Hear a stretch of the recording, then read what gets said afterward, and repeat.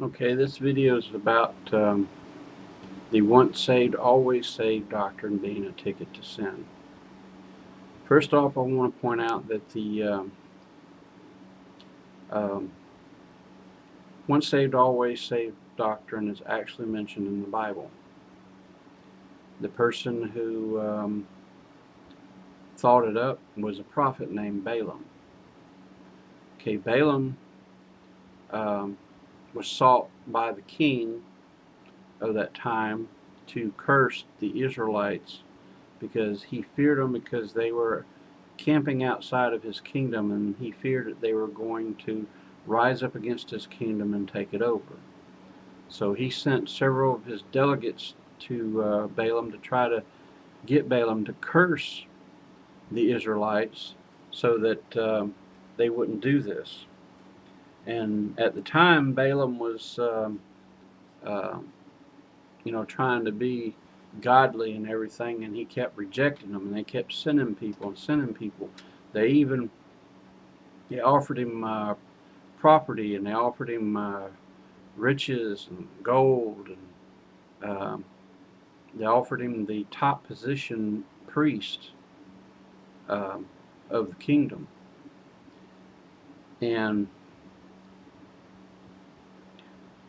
what ended up happening was is that the king himself came out there because he was getting so desperate, and Balaam um, finally, they say he turned his face to the wilderness. Now in the Bible, when a person turns their face to the wilderness, um, what that means is that they turn their face from God. And after he turned his face from God, this is what he told the king. He told the king, he says, you send people out into the camp of the Israelites, and you convince them to that they can believe in other gods, they can fornicate, um, have sex outside of marriage, and all kinds of stuff, and all kinds of sin, and that their God will not get mad at them. In fact, He'll be happy for them. That they're having all kinds of fun and everything, and if you can get them to do this and believe that, then they will condemn themselves and they will curse themselves. I won't have to curse them. And so the king went back to his kingdom, and he did exactly that. And God's wrath came down upon them, and some bad things happened to them. But God's wrath also came upon the kingdom, and He sent the Israelites in there to war with them, which is something the king, of course, didn't want. And so Balaam was actually killed by the sword. And usually, when it says that a person is killed by the sword in the Bible, it's something that was done for punishment, and that's what God had made sure happened, that Balaam was killed for doing this act. And then further in the Bible, it mentions Balaam again. And this time it mentions the Balaam doctrine. You can look this up. In fact, you can go online, you can Google it. It's called the Balaam doctrine. And what this doctrine is where you make someone believe that they can have their holiness and righteousness, which is basically salvation in the Old Testament, and their sin too. You see, that's what the king did when he sent out his uh, prostitutes out there into the Israelite camp to make them believe this deception. He made them believe that they could have their sin and their righteousness with God at the same time, and that they shouldn't fear God because God will be happy for them. And so this was called the Balaam doctrine, and it's basically said in the Bible that it was a stumbling block before the Israelite children. Now, to take this further and make it a more of a right now life understanding of how it takes the fear of sin away.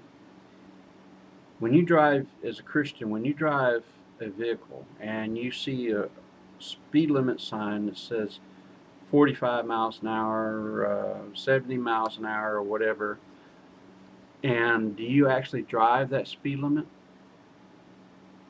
Now, if you're honest, as most people, you don't. So I used to do the same thing. I used to, if it said 65, I did 70. If it said 70, I did 75. And the person I feared wasn't God. I feared the cop over the next hill, or the cop that's sneak up behind me and get me. I didn't fear God. And once I realized what was going on, I quit doing that because I feared God. And I said, well, God can see me all the time. He's not over the corner going, oh, I see you. He sees me all the time. So I quit doing that. I catch myself every once in a while and I slow down, but basically I don't do it. In fact, I do it so less frequently now. A cop would have to be pretty sharp to catch me. But anyway, when you take away that fear and the person fears man more than he fears God, then the laws of man start to supersede the laws of God. So when you break man's law, you're actually sinning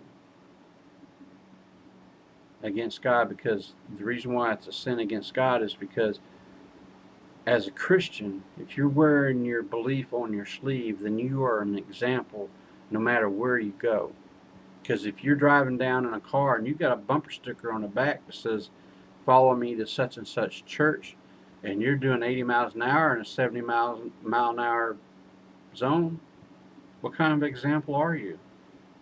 It shows that you don't fear God, you don't respect God, and you're not an ambassador to Christ. It's just that simple. I mean, what benefit really is it to get to do 10 more miles an hour and get somewhere 5 minutes sooner,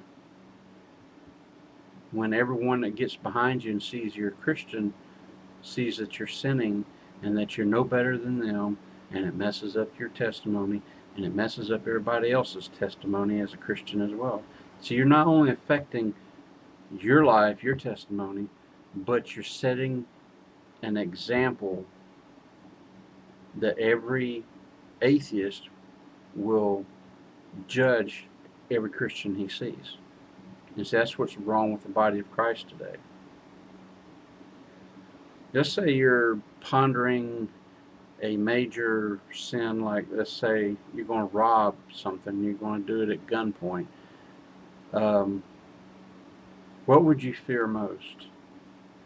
Would you fear getting caught and the cops putting you in jail, or would you fear God? You see, the fear of what is supposed to make you do the right thing is in the wrong place. It should be with God and not with man. See, God will always guide you in the right direction. Man will not always guide you in the right direction, because if you're going to follow man's laws, you can go out there and have an abortion. You see, God doesn't approve of abortion, but if you're going to allow man's laws to supersede God's, why not? See, God doesn't look at big sin, little sin. He looks at sin as sin, period. Does the Bible ever say you'll go into heaven as long as you do little sins, and if you do a big one, I'll stick you in hell? No. Any sin, big or small, can put you in hell. And that's a fact.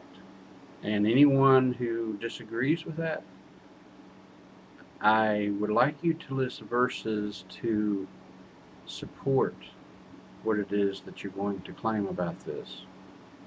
Because without scriptural support, it's your own opinion. And I think I pretty much made my point here. There'll be more videos on why Oasis is wrong.